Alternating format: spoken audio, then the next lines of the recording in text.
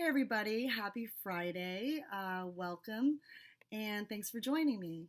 I just got back from an awesome dinner and about to wrap up the evening, but I wanted to go ahead and shoot this video. So tonight I wanted to speak into something that I've been observing and offer perhaps a different perspective on the topic that you may not have encountered. So does this sound familiar? Are you the kind of person that is always there for your family and your friends?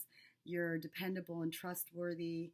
You're generous with your time and support. You will drop whatever you're doing to be there for somebody else. You're always in service. Do you pride yourself on being considered strong and self-sufficient, independent, resilient, strong-willed? If this sounds like you, well, then you're a giver. And giving is one of those things in our society that is so socially acceptable.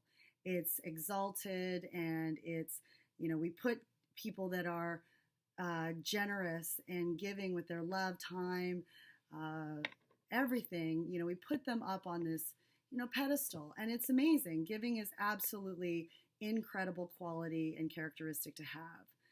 But when there is an imbalance in the exchange of giving and receiving, because I believe that giving is in the cycle of energy and exchange as receiving. So without receiving, there can be no giving, and without no giving, there can be no receiving. So oftentimes what happens is most people that are very generous and give and give and give, oftentimes don't receive very well. Have you noticed that? They generally turn down support. They are lone wolfing it most of the time, bearing responsibility on their shoulders, when sometimes those givers, those generous, loving people will get tired and will burn out. And it's oftentimes because there is usually a inability or a discomfort with receiving. Because receiving, again, in our society is looked down upon. It's like if you receive, you must be selfish. If you receive, you must, you're a taker. But what I want to offer you is that think about the last time you gave something to somebody, the last time that you truly lent your time, your heart, your energy, made a difference in someone's life. How amazing did that feel, right?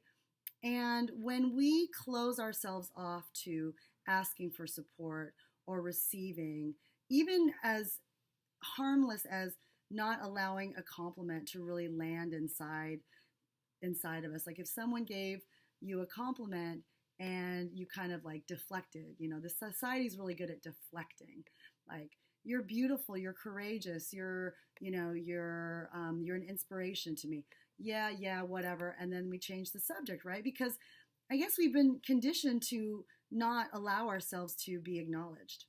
And so we deflect it, or there's some discrepancy between what we're hearing and what we feel about ourselves. So that makes us uncomfortable. A lot of the times not being able to receive is a conversation or a belief that we're not worthy of being supported or taken care of. And the pattern of giving, or over-giving rather, can be reinforced and perpetuated over many, many, many years if giving was a way for you to receive love and validation and approval. And oftentimes for people that overgive, it is sometimes a source of their survival, of their of what's filling them inside, what's fueling a sense of self-love that may not be coming from the inside.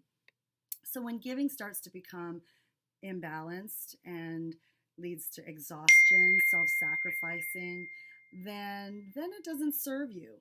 And I invite you, if you have a difficult time receiving, to understand that receiving is part of that cycle of energy, that loving exchange, allowing someone to give back to us, give them that same joy of giving to us. That's something that you can give as a gift. And so opening yourself up to receiving support and to not necessarily going it alone.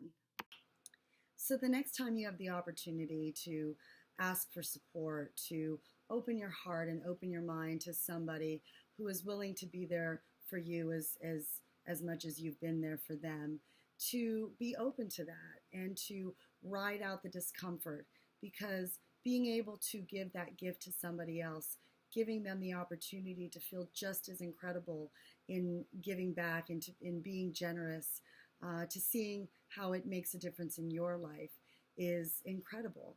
And when you're able to do that, then the flow of energy of giving and receiving can be completed, and that will lead to a more fulfilling relationship where trust in one another, to support one another, to be there for one another is established. And so thank you for joining me tonight, and I will talk to you soon.